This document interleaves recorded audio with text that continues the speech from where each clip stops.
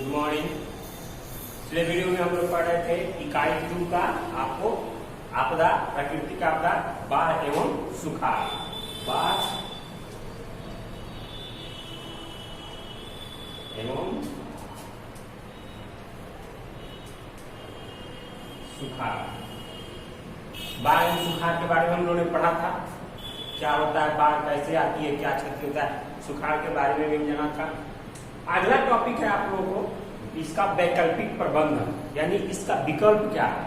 अगर बारिश कम होती है तो सुखाड़ आता है, बारिश अधिक होती है तो बाढ़ आता है, यानी दोनों में कहीं ना कहीं क्षति है। तो आखिर इसका प्रबंधन क्या होना चाहिए, आखिर कैसा प्रबंध हमारे पास होना चाहिए कि दोनों से हम बच पाए। तो आप लोगों का पहला है, आप ऐसे इमारतों, पहले तो मैंने बताया था ऐसे भवनों, ऐसे बिल्डिंगों का निर्माण करना चाहिए जो आपको कम लागत की हो, उसमें स्टील या अन्य मिश्रित लौह धातु का उपयोग कर हल्के मकान होने चाहिए, जिससे कि अगर बाढ़ में तबाही होती है तो उसको आसानी से हम अपना घर निकाल पाए, आसानी से उसको एक जगह से दूसरे जगह ट्रांसफर कर पाए। जैसे कि अगर बड़ी बड़ी इमारतें जो आज बन रही है, जो महंगे हैं, अगर ऐसी इमारतों में बाढ़ आती है तो कटा होता है तो मकान गिर जाता है, तो वहाँ कुछ बच नहीं पाता है।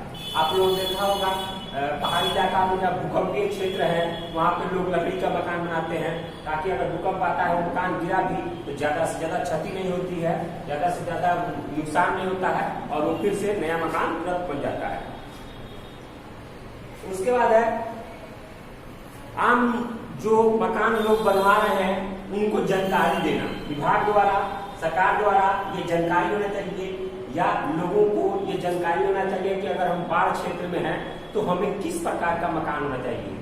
आयताकार मकान होना चाहिए, वर्गाकार मकान नहीं होना चाहिए, आयताकार, चतुर्भुजाकार मकान बराबर होना चाहिए।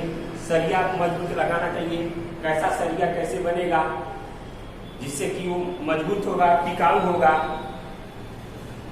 और इस तरह के मकान बनाना चाहिए। उसके बाद अगर आप नदियों के किनारे मकान बना रहे हैं तो ढलान पर नहीं हो, क्योंकि जब पानी नीचे उतरता है तो कटाव करती है तो मकान गिरने का डर रहता है, चांस रहता है, इसलिए ढलान पर वो मकान नहीं होना चाहिए।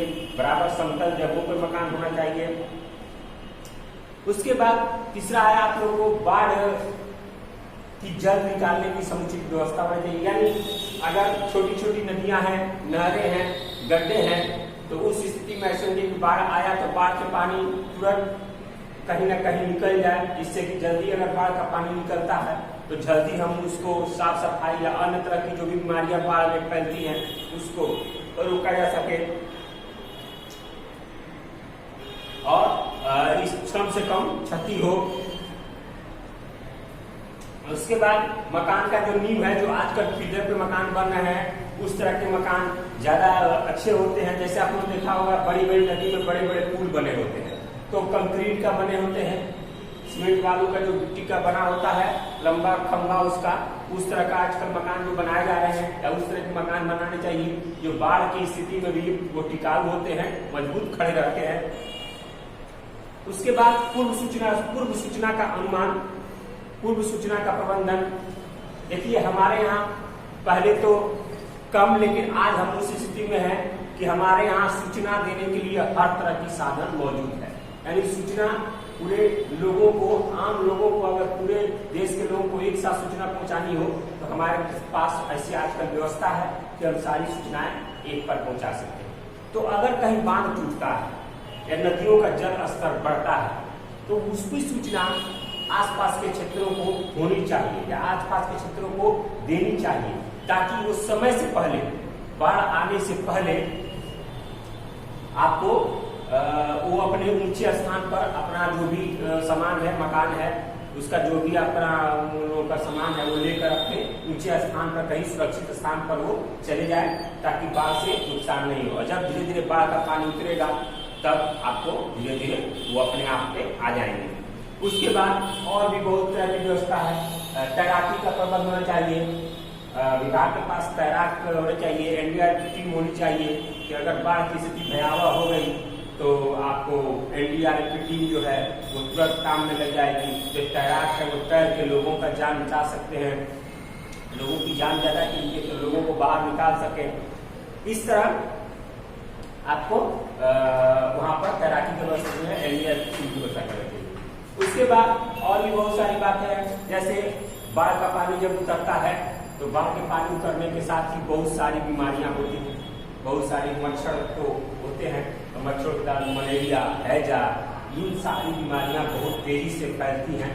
तो इन सारी बीमारियों को रोकने के लिए डीडीटी का छिड़काव होना चाहिए, अन्य मच्छरों को मारने का छिड़काव होना चाहिए, उचित दवाओं की उचित चिकित्सा सुविधा वहाँ मौजूद होनी चाहिए, इस तरह के विकल्प साधन होने चाहिए।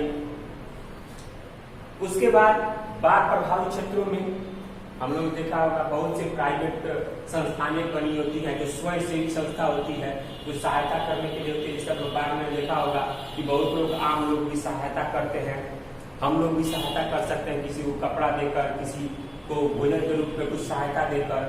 तो स्वयं सेवी जो सहायता समूह है, जो अपना एनजीओ चला रहे हैं, उनको भी इस प्रबंधन में अपनी महत्वपूर्ण भूमिका निभानी चाहिए, उनको भी प्रबंधन में बढ़ चढ़कर हिस्सा लेना चाहिए ताकि वो अपना प्रबंध दे सके, उनके पास जो भी प्रबंधन है वो अपना कर सके। तो इस तरह की बात स्वयंसेवी संस्थान के पास भी होना चाहिए। दूसरी बात है, उसके बाद है सुखाड़, इसके लिए प्रबंधन। सुखाड़ में बहुत सारी समस्या आती है।